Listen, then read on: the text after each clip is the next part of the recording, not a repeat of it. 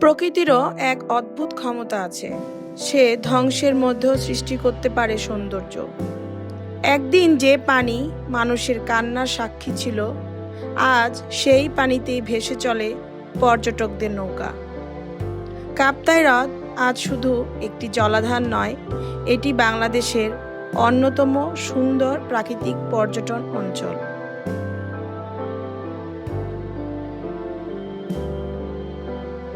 হ্রদের অসংখ্য দ্বীপ আসলে এক সময়ের পাহাড়ের চূড়া। যখন উপত্যকাগুলো পানিতে ডুবে যায়, তখন শুধু উঁচু অংশগুলো জেগে থাকে। ফলে সৃষ্টি হয় শত শত ছোট বড় দ্বীপ। দূরে তাকালে মনে হয় যেন সবুজ মুক্ত ছড়িয়ে আছে নীল পানির বুকে। কিন্তু এগুলো আসলে দ্বীপ নয়, একসময় এসবই ছিল পাহাড়। যখন বাঁধ নির্মাণের পর উপত্যকাগুলো পানিতে ডুবে যায়, তখন শুধু পাহাড়ের চূড়াগুলো জেগে থাকে। আর সেই চূড়াগুলোই আজ কাপ্তাই হ্রদের শত শত সবুজ দ্বীপ।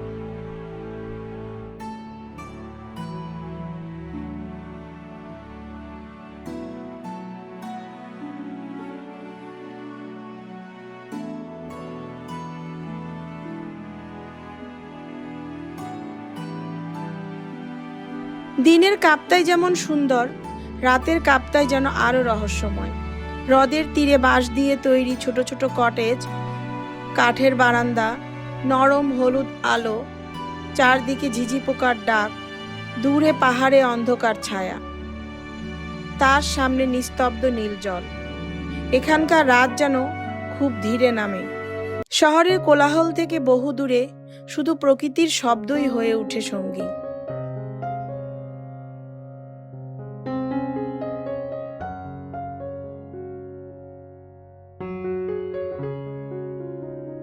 কাপ্তাই হ্রদের সবচেয়ে জনপ্রিয় আকর্ষণগুলোর একটি হলো সুবলং জলপ্রপাত।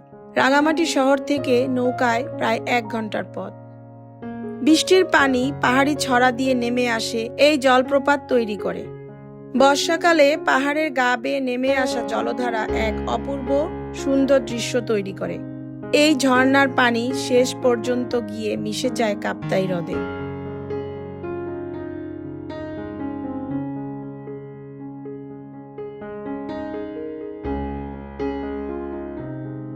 কাপ্তাই হ্রদের আরেকটি পরিচিত প্রতীক রাঙামাটির ঝুলন্ত সেতু। বহু বছর ধরে এটি রাঙামাটির অন্যতম পরিচিত দর্শনীয় স্থান।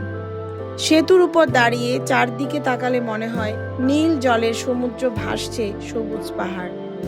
যদিও সময়ে সময়ে সংস্কার ও প্রাকৃতিক ক্ষতির কারণে সেতুর অবস্থা পরিবর্তিত হয়েছে, তবুও এটি এখনো ভ্রমণের একটি পরিচিত আকর্ষণ।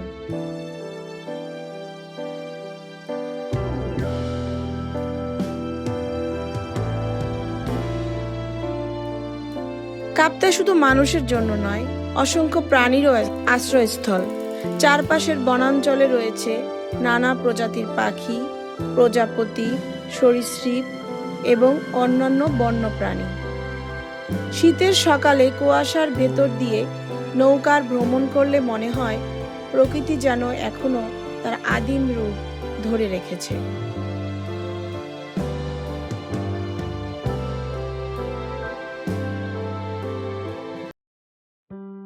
শুধু প্রাকৃতিক সৌন্দর্যের জন্য নয়, এখানকার সংস্কৃতিও অনন্য। চাকমা, মারমা, ত্রিপুরা, বম, খিয়াং এবং আরও অনেক আদিবাসী জনগোষ্ঠী শতাব্দীর পর শতাব্দী ধরে এই অঞ্চলে বসবাস করছেন। তাদের নিজস্ব ভাষা, পোশাক, হস্তশিল্প, খাদ্য সংস্কৃতি এবং উৎসব পার্বত্য চট্টগ্রামকে বাংলাদেশের সবচেয়ে বৈচিত্র্যময় সাংস্কৃতিক অঞ্চলগুলোর একটি করে তুলেছে।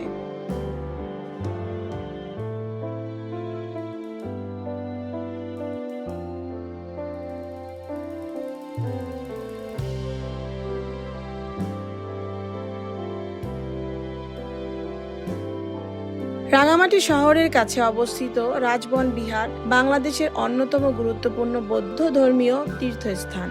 সবুজ পাহাড়, নীরব পরিবেশ আর সোনালী বুদ্ধ মূর্তি মিলিয়ে এটি যেন প্রকৃতি ও আধ্যাত্মিকতার এক অপূর্ব মিলনস্থল। প্রতিদিন দেশ বিদেশ থেকে হাজারো দর্শনার্থী এখানে আসেন। রাজবন বিহার ছাড়া কাপ্তাই ভ্রমণ যেন কখনোই পূর্ণতা পায় না।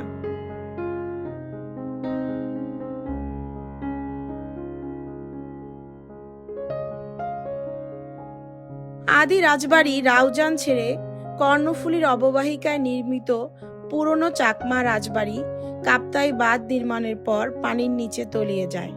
পরে রাঙামাটিতে নির্মিত হয় নতুন চাকমা রাজবাড়ি, যা আজও চাকমা রাজ পরিবারের ঐতিহ্য বহন করে চলছে।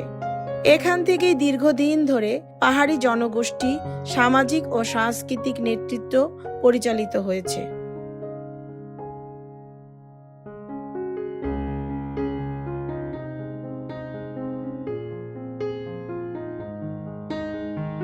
বিলাইছড়িতে যাওয়ার যাত্রাটাই যেন ভ্রমণের অর্ধেক সৌন্দর্য। একদিকে নীল জল, অন্যদিকে সবুজ পাহাড়। কখনো পাহাড় এতটাই কাছে চলে আসে মনে হয় হাত বাড়ালেই ছুঁয়ে ফেলা যাবে। প্রতিটি বাঁক যেন নতুন একটি ছবি। বিলাইছড়ি পাহাড়ের ভেতরে লুকিয়ে আছে অসংখ্য পাহাড়ি ছড়া। তার মধ্যে নকটা ছড়া এবং মুপ্পো ছড়া তাদের স্বচ্ছ পানি, নির্জন পরিবেশ ও প্রাকৃতিক সৌন্দর্যের জন্য পরিচিত।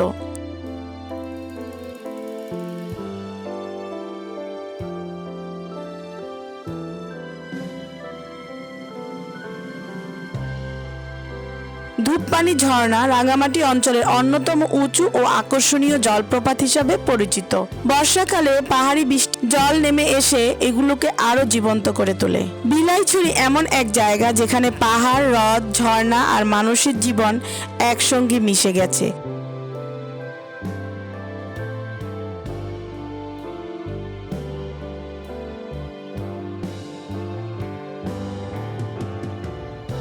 আদিবাসী সম্প্রদায়ের বাঁশের ঘর, জুম চাষ, হাতে বোনা রঙিন কাপড় আর প্রকৃতির সঙ্গে গভীর সম্পর্ক, এগুলোই তাদের দৈনন্দিন জীবনের অংশ। এখানে জীবন হয়তো শহরের মতো দ্রুত নয়, কিন্তু প্রকৃতির ছন্দের সঙ্গে গভীরভাবে জড়িয়ে আছে।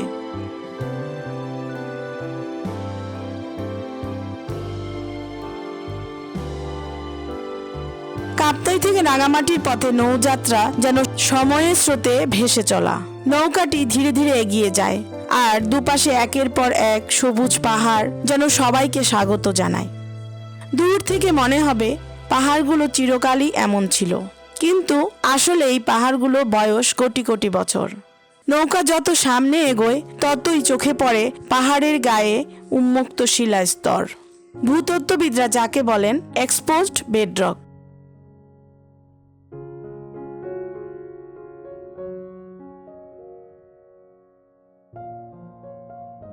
ভাবুন, যেখানে আজ আমাদের নৌকা ভেসে চলছে, সেখানে এক সময় ছিল একটি অগভীর সমুদ্র। নদী থেকে ভেসে আসা পলি হাজার হাজার বছর ধরে জমতে জমতে তৈরি করেছিল বিশাল স্তর। তারপর ভারতীয় ও ইউরোপীয় টেকটনিক প্লেটের সংঘর্ষে এই পলির স্তরগুলো ভাঁজ হয়ে ধীরে ধীরে উপরে উঠে আসে। জন্ম নেয় চট্টগ্রাম পার্বত্য অঞ্চলের এই দীর্ঘ সবুজ পাহাড়। অর্থাৎ আজ সেই শিলাস্তরগুলো পাহাড়ের গায়ে উন্মুক্ত হয়ে আমাদের সামনে দাঁড়িয়ে আছে, পৃথিবীর বিরাট ইতিহাসের নীরব সাক্ষী হয়ে।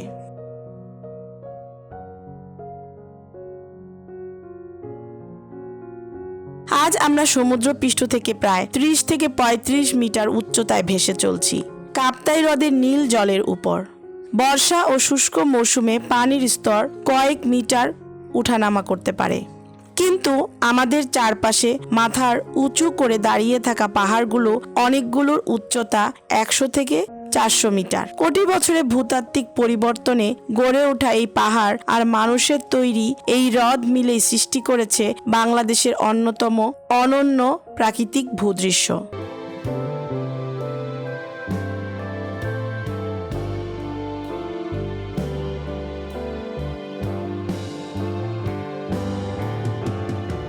ধীরে ধীরে এই নৌযাত্রা শেষ হয় ঠিকই, কিন্তু সঙ্গে রয়ে যায় এক উপলব্ধি। অবচেতন মন গেয়ে ওঠে ওই পাহাড় আর গাছগাছালি, নীল ঝর্ণার গান।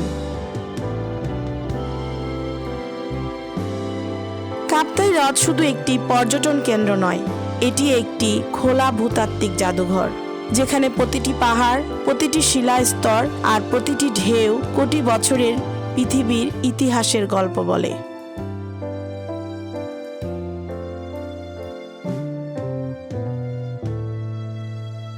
যদি কখনো কাপ্তাই ঘুরতে যান, ভোর হওয়ার আগেই একটি নৌকায় উঠে পড়বেন।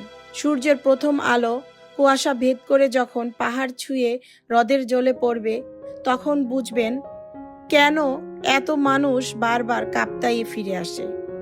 এটি শুধু একটি ভ্রমণ নয়, এটি এমন একটি অনুভূতি যা ক্যামেরায় পুরোপুরি বন্দী করা যায় না।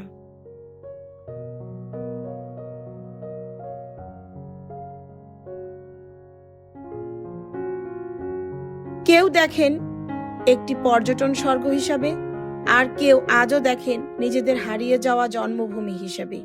আপনি যদি কাপ্তাই হ্রদে কখনো যান, তাহলে শুধু এর সৌন্দর্য দেখবেন না, এক মুহূর্তের জন্য ভাববেন এই জলের নিচে একদিন ছিল মানুষের ঘর, ধান ক্ষেত, হাসি আর একটি সম্পূর্ণ পৃথিবী।